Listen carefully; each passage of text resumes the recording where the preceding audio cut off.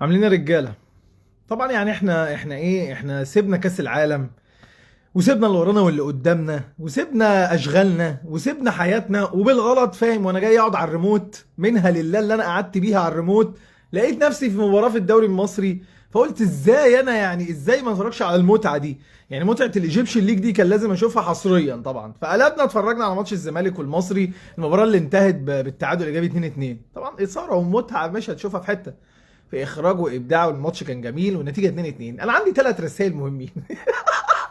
اصل لما الزمالك بيتعادل يا جماعه بتبقى الموضوع بيبقى لذيذ كده. اسمعني في الثلاث رسائل.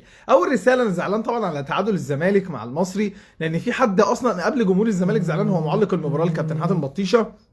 كابتن حاتم بطيشه زعل قوي، يعني هو زعل وهو بيذيع، يعني فعلا جون للزمالك يجي، هو جون واحد زملكاوي يعني، خلاص جون للزمالك فدي حاجه في القلب.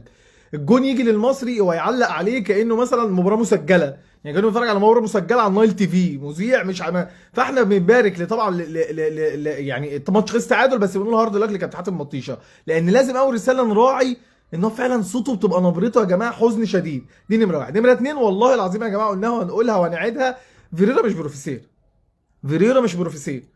معاه لعيبه، هو مفيش، هو في فتره انت اتجاملت، وفي فتره الاهلي كان واقع، وقلناها وهنقولها مرارا وتكرارا. يعني كل مصر عارفه ان لو الاهلي واقع اي حد يقول اللي هو عايزه، يعني حتى بقى في جماهير دلوقتي بتقول لك حي حي دور الاهلي جاي. تمام، مفيش مشكله، كده كده بحب المحله، يعني مفيش مشكله، على قلبي زي العسل. بس يا جماعه التزم كل واحد، احنا بقى وفي رساله الهامه الاخيره اللي هنقولها دي مهمه. لازم كل واحد يا جماعه يبتدي يعرف حجمه شويه، ان والله الاهلي واقع، انتوا هتعملوا اللي انتوا عايزينه. الاهلي فايق، الاهلي صاحي، الاهلي بيكسب، الاهلي بيلعب كوره، الاهلي روحه فيه وبيلعب بالروح بتاعته، وهيبقى ده الطبيعي بتاعكم، انتوا مش هتبقوا موجودين. في حاجه بقى تانية، خدعه دي مهمه بالنسبه لي قوي، ان نفس بدايات كل موسم او اخر موسمين هي دي. ده بجد بقى، يعني بدايه كل موسم بتبقى كده. الزمالك يقدم الضحك في البدايه، يتعادل في البدايه، يخسر من الاهلي في البدايه، يبقى ده كله ده نفضل نقول ده الطبيعي واحنا خلاص خدنا الدوري. يجي في اخر الدوري بيحصل بقى ايه؟ الاهلي بدني بيقع، مش عايزين نشوف الفيلم ده طبعا خالص، ومش عايزين نشوف بقى المجاملات، فاهم؟ يعني الزمالك دلوقتي اول حد دلوقتي ما بيبداوا معاه الدور الاول بيقولوا له ايه؟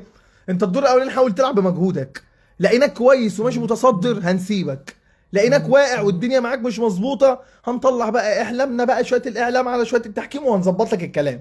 ادينا شفنا النهارده فرقه الزمالك. هل في بروفيسير؟ انا عايز اسال. في يا جماعه بجد والله.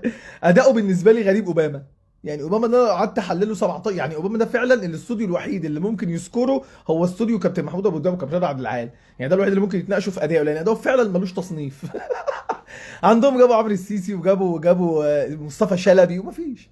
الماتش ده من وجهة نظري يا جماعه كان ناقصه اول ماتش. طبعا هو الزمالك عنده اتنين هم اللي بيعملوا كل حاجه في كل حته، يعني عنده زيزو وعنده امام عاشور بيعملوا كل حاجه في كل حته، بس مش حد بيعمل اي حاجه تاني. بقيه الفرقه كلها مكملات سبلمنت معاهم. المشكله يا جماعه ان محمود جاد ومحمد صبحي هم دول شباب مصر في الحراسه اللي جايه.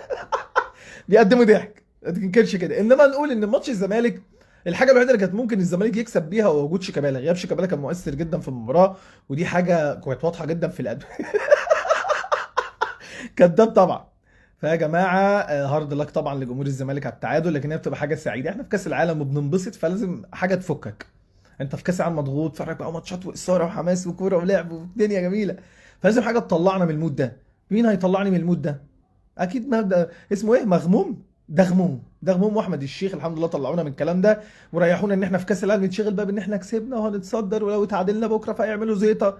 نكتم بدري عشان نعرف نكمل كاس العالم. النتيجه دي الفايده فيها ان احنا هنكمل بس كاس العالم واحنا دماغنا رايقه. السلام عليكم.